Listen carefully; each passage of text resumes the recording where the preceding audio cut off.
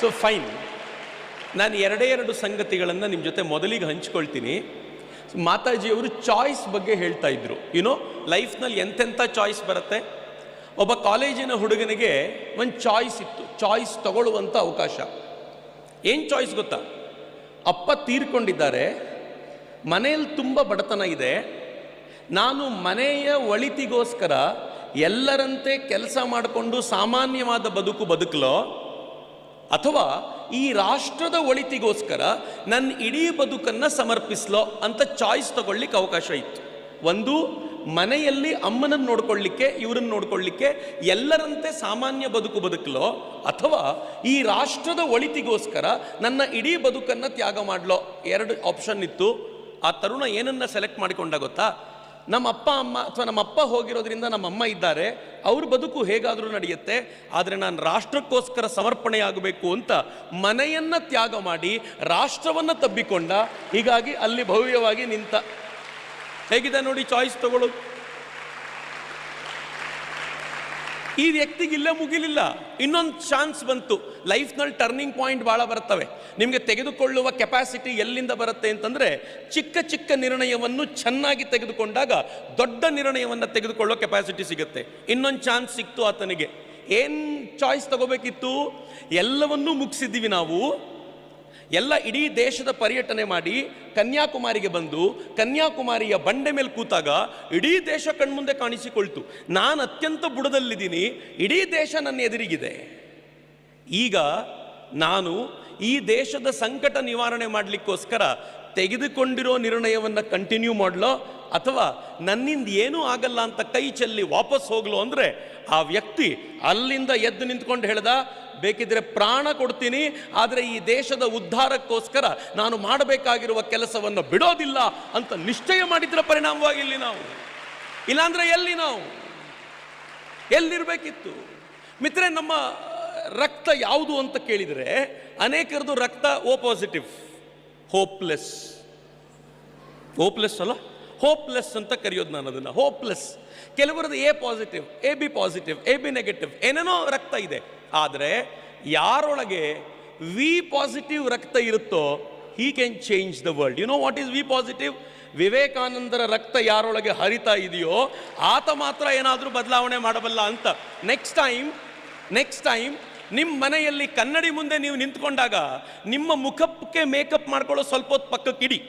ಕನ್ನಡಿಯಲ್ಲಿ ನಿಮ್ಮ ಮುಖವನ್ನು ನೋಡಿಕೊಂಡು ನಿಮ್ಮನ್ನು ನೀವೇ ಪ್ರಶ್ನೆ ಮಾಡ್ಕೊಳ್ಳಿ, ನನ್ನೊಳಗೆ ಹರಿತಾ ಇರೋ ರಕ್ತ ಓ ಪಾಸಿಟಿವೋ ವಿ ಪಾಸಿಟಿವೋ ಅಂತ. ವಿ ಪಾಸಿಟಿವ್ ಅಂತ ನಿಮಗೆ ಪದೇ ಪದೇ ಅನಿಸಿದರೆ, ಬಿಲೀವ್ ಮೀ, ಒಂದಿನ ನೀವು ಕೂಡ ಅದ್ಭುತವಾದ ಸಾಧನೆಗೆ ಅಂತ ಬಂದು ನಿಂತಿರ್ತೀರಾ, ಅದರಲ್ಲಿ ಯಾವ ಅನುಮಾನವೂ ಇಲ್ಲ. ಮಿತ್ರ, ನನ್ನ ದೇಹದಲ್ಲಿ ಅಥವಾ ಭಾರತೀಯನಾಗಿರುವಂಥ ಹೆಚ್ಚು ಕಡಿಮೆ 90% ಜನರ ದೇಹದಲ್ಲಿ ಇದೇ ವಿ ಪಾಸಿಟಿವ್ ಹರಿತಾ ಇದೆ, ಅಥವಾ ಮಾತಾಜಿ ಹೇಳಿದಂತೆ ಋಷಿ ರಕ್ತ ಹರಿತಾ ಇದೆ ಅಂತ. ಶಾಲ್ ಐ ಪ್ರೂವ್ ಮಾಡ್ಲಾ ಹೇಗೆ ಅಂತ? ನೀವೆಲ್ಲ ತರುಣರಿದ್ದೀರಿ. ಒಂದು ಸಣ್ಣ ಎಕ್ಸಾಂಪಲ್ ನಾನು ನಿಮ್ಗೆ ಹೇಳ್ತೀನಿ. ಕರೋನಾ ಬಂತು, ಭಾಳ ಜನರಿಗೆ ಬರಲಿಲ್ಲ, ಆದರೆ ಬಹುತೇಕರು ಕರೋನಾ ನೋಡಿದರು, ಟಿ ವಿಯಲ್ಲಿ ನೋಡಿದರು, ಮನೆಯಲ್ಲಿ ಬಾಗಿಲು ಹಾಕ್ಕೊಂಡು ಕೂತಿದ್ವಿ. ಮೊದಲನೇ ಬಾರಿ ಕರೋನಾ ಬಂದಾಗ ಮನೇಲಿ ಲಾಕ್ ಮಾಡ್ಕೊಂಡು ಕೂತ್ಕೊಳ್ತಾ ಇದ್ವಿ. ಸೆಕೆಂಡ್ ಟೈಮ್ ಕರೋನಾ ಬಂದಾಗ ಎಲ್ಲ ಬೀದಿಯಲ್ಲಿದ್ವಿ. ಯಾಕೆ ಬೀದಿಯಲ್ಲಿದ್ವಿ ಗೊತ್ತಾ? We had vaccines with us. ನಮಗೊಂದು ವಿಶ್ವಾಸ ಇತ್ತು, ವ್ಯಾಕ್ಸಿನ್ ಇತ್ತು ಅಂತ. Be proud. ಜಗತ್ತಿನ 5 ರಾಷ್ಟ್ರಗಳ ಬಳಿ ಮಾತ್ರ ವ್ಯಾಕ್ಸಿನ್ ಇತ್ತು. ಅಮೆರಿಕಾ ಶ್ರೀಮಂತ ರಾಷ್ಟ್ರ, ಬುದ್ಧಿವಂತರು ತುಂಬ ಇದ್ದಾರೆ, ವ್ಯಾಕ್ಸಿನ್ ಇತ್ತು.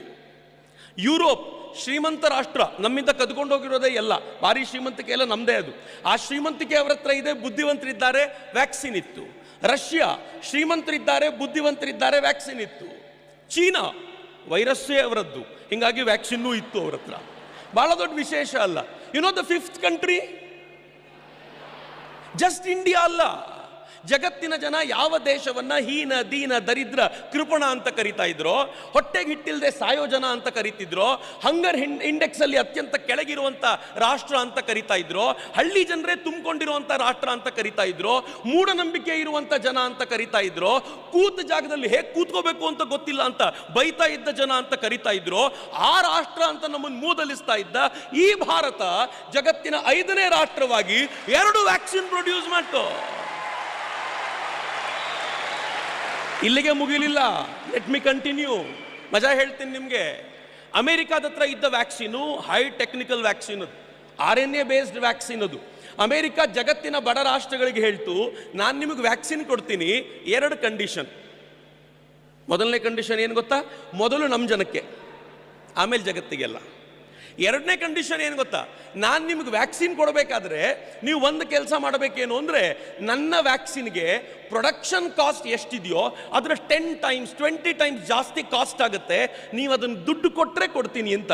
ಕೆಲವು ಬಡ ರಾಷ್ಟ್ರಗಳು ಹೇಳಿದ್ದು, ದುಡ್ಡಿಲ್ಲ ಅಂದರೆ ನಿಮ್ಮ ದೇಶನ ನಮಗೆ ಅಡ ಇಡಿ ಎಂದರು. ನಿಮ್ಮ ದೇಶದ ಪೋರ್ಟ್ಸ್ ಅಡ ಇಡಿ, ನಿಮ್ಮ ದೇಶದ ಏರ್ಪೋರ್ಟ್ಗಳನ್ನು ನಮಗಿಡಿ, ನಿಮ್ಮ ದೇಶದ ಆಸ್ತಿಯನ್ನು ನಮ್ಗೆ ಅಡ ಇಟ್ಟರೆ ಕೊಡ್ತೀವಿ ಅಂತ. ಜಗತ್ತಿನ ಬಡ ರಾಷ್ಟ್ರಗಳಿಗೆ ತಗೊಳ್ಳೋ ಕೆಪಾಸಿಟಿ ಇರಲಿಲ್ಲ. ಕರೋನಾ ಬಂತು ಅಂತ ದೇಶ ಮಾರ್ಕೊಳ್ಬೇಕಾಗೋ ಬದಲು they all turn towards India and ಕೇಳಿದರು, ನಮಗೆ ವ್ಯಾಕ್ಸಿನ್ ಕೊಡಲ್ವಾ? ಇಂಡಿಯಾ ಏನು ಹೇಳ್ತು ಗೊತ್ತಾ? ಕೊಡ್ತೀನಿ ಖಂಡಿತ ವ್ಯಾಕ್ಸಿನ್ ಕೊಡ್ತೀನಿ, ಆದರೆ ಒಂದು ಕಂಡೀಷನ್ ಏನು ಅಂದರೆ, ಪ್ರೊಡಕ್ಷನ್ ಕಾಸ್ಟ್ ಎಷ್ಟಾಗುತ್ತೋ ಅದೇ ಕಾಸ್ಟಿಗೆ ನಿಮಗೆ ವ್ಯಾಕ್ಸಿನ್ ಕೊಡ್ತೀನಿ ಅಂತ ಹೇಳ್ತು. 1 ಪೈಸಾ ಪ್ರಾಫಿಟ್ ಬೇಕಾಗಿಲ್ಲ ನನಗೆ ಅಂತು. ನೀವೆಲ್ಲ ಚಪ್ಪಾಳೆ ಹೊಡೆದು ಮುಗಿಸಿದ್ರಿ. ಮಜಾ ಏನು ಗೊತ್ತಾ? ಅನೇಕ ಬಡ ರಾಷ್ಟ್ರಗಳು ಹೇಳಿದ್ವು, ಅಷ್ಟು ದುಡ್ಡಿಲ್ವಲ್ಲ, ಏನು ಮಾಡಬೇಕು? ಇಂಡಿಯಾ ಏನು ಹೇಳ್ತು ಗೊತ್ತಾ? ಡೋಂಟ್ ವರಿ, ಫ್ರೀಯಾಗಿ ಕೊಡ್ತೀನಿ, ಬಳಸ್ಕೊಳ್ಳಿ. ಯಾವಾಗ ನಿಮ್ಮ ಹತ್ರ ದುಡ್ಡು ಬರುತ್ತೆ ಅಂತ ಅನಿಸುತ್ತೋ ಆಗ ಕೊಟ್ಟರೆ ಸಾಕು, ನನಗೆ ಯಾವ ಅರ್ಜೆಂಟು ಇಲ್ಲ ಅಂತ ನನ್ನ ದೇಶ ಹೇಳ್ತು. ಈಗ ಹೇಳಿ ಈ ಹಾಲ್ನಲ್ಲಿ ಸೇರಿರುವಂಥ ನಿಮ್ಮನ್ನ ಬುದ್ಧಿವಂತರು ಅಂತ ಕರೀಲೋ, ದಡ್ರು ಅಂತ ಕರೀಲೋ ಅಂತ. ಯುರೋಪಿಯನ್ ಲ್ಯಾಂಗ್ವೇಜ್ನಲ್ಲಿ, ಅಮೆರಿಕನ್ ಲ್ಯಾಂಗ್ವೇಜ್ನಲ್ಲಿ ನೀವಿವತ್ತು ಭೂಮಂಡಲದ ಮೇಲಿರುವ ಅತ್ಯಂತ ದಡ್ಡ ವ್ಯಕ್ತಿಗಳು. I tell you how. ಯಾಕೆ ಅಂತ ಹೇಳ್ತೀನಿ. I have a pen. ಈ ಪೆನ್ನಿನ ಕಾಸ್ಟ್ 5 ರೂಪಾಯಿ. ನಿಮ್ಮಲ್ಲಿ ಯಾರಾದರೂ MBA ಸ್ಟೂಡೆಂಟ್ ಇದ್ದರೆ ಅವನ ಕೈಯಲ್ಲಿ ಕೊಟ್ಟು 5 ರೂಪಾಯಿ ಪೆನ್ನನ್ನು ನೀನು ಎಷ್ಟಕ್ಕೆ ಮಾರ್ಕೊಂಡು ಬರ್ತೀಯ ಅಂತ ನಾನು ನೋಡ್ತೀನಿ ಅಂತ ಹೇಳ್ತೀನಿ. ಯಾರಾದರೂ ಒಬ್ಬ ಹೋಗಿ ಇದನ್ನು 50 ರೂಪಾಯಿಗೆ ಮಾರ್ಕೊಂಡು ಬಂದರೆ I will say first prize ಅವನಿಗೆ ಅಂತ. 5 ರೂಪಾಯಿ ಪೆನ್ನನ್ನು ಎಷ್ಟು ಮೂರ್ಖತನ ಮಾಡಿ ಜನರ ಟೋಪಿ ಹಾಕಿ 50 ರೂಪಾಯಿಗೆ ಮಾರಿದ್ನಲ್ಲ ಅಂತ. ಅಕಸ್ಮಾತ್ ನಿಮ್ಮಲ್ಲೇ ಗ್ರೂಪ್ನಲ್ಲಿ ಯಾರಾದರೂ ಹುಡುಗ ಇದೇ 5 ರೂಪಾಯಿ ಪೆನ್ನನ್ನು 500 ರೂಪಾಯಿಗೆ ಮಾರಾಟ ಮಾಡಿ ಬಂದರೆ, ಈ ಕಂಪನಿಯ ಓನರ್ ಬರ್ತಾನೆ, ನನ್ನ ಕಂಪನಿಯ ಮ್ಯಾನೇಜರ್ ನೀನೇ ಆಗ್ಬಿಡು ಬಾ ಅಂತ ಕರ್ಕೊಂಡು ಹೋಗ್ಬಿಡ್ತಾನೆ. Is it not? ಒಂದು ಕೆಲಸಕ್ಕೆ ಬಾರದ ಒಂದು 5 ರೂಪಾಯಿ ಪೆನ್ನನ್ನು 500 ರೂಪಾಯಿಗೆ ಮಾರಾಟ ಮಾಡಿದರೆ ಇಷ್ಟು ಗೌರವ ಇರ್ಬೋದಾದರೆ, ಜೀವ ಉಳಿಸುವ ಔಷಧಿಯನ್ನ ಫ್ರೀ ಕೊಟ್ಟರೆ ಚಪ್ಪಾಳೆ ಹೊಡೆದ ಜನರನ್ನ ಜಗತ್ತು ಮೂರ್ಖ ಅಂತ ಕರೆಯುತ್ತೆ. ಆದರೆ ಭಾರತ ಚಪ್ಪಾಳೆ ಹೊಡೆಯುತ್ತೆ. ಯಾಕೆ ಅಂದರೆ ವಸುದೈವ ಕುಟುಂಬಕಂ ಅಂದ ನಾಡಲಪ್ಪ ಇದು. ಜಗತ್ತೇ ಒಂದು ಕುಟುಂಬ. ನಾನು ಬೇರೆ ಅಲ್ಲ, ಅಮೆರಿಕಾದಲ್ಲಿರುವವನು ಬೇರೆ ಅಲ್ಲ, ನಾವಿಡೀ ಒಂದು ಫ್ಯಾಮಿಲಿಯಾಗಿ ಕಟ್ಟಿಕೊಟ್ಟಂಥವರು. ಹೀಗಾಗಿ ಜಗತ್ತಿನಲ್ಲಿ ಆ ಗೌರವ, ಈ ಗೌರವ ಎಲ್ಲಿವರೆಗೂ ಇದೆ ಗೊತ್ತೇನು? ಮೊನ್ನೆ ಯುನೈಟೆಡ್ ನೇಷನ್ಸ್ನ ಜನರಲ್ ಅಸೆಂಬ್ಲಿ ಮೀಟಿಂಗ್ ಆಯಿತು. ಈ ಜನರಲ್ ಅಸೆಂಬ್ಲಿ ಮೀಟಿಂಗ್ನಲ್ಲಿ ಮೊದಲು ಪ್ರತಿಯೊಂದು ರಾಷ್ಟ್ರವೂ ಕೂಡ ಅಮೆರಿಕ ಹಿಂಗೆ ಮಾಡ್ತು, ಅಮೆರಿಕ ನಮ್ಗೆ ಹಂಗೆ ಒಳ್ಳೇದು ಮಾಡ್ತು ಅಂತ ಹೊಗಳ್ತಾ ಇದ್ರು.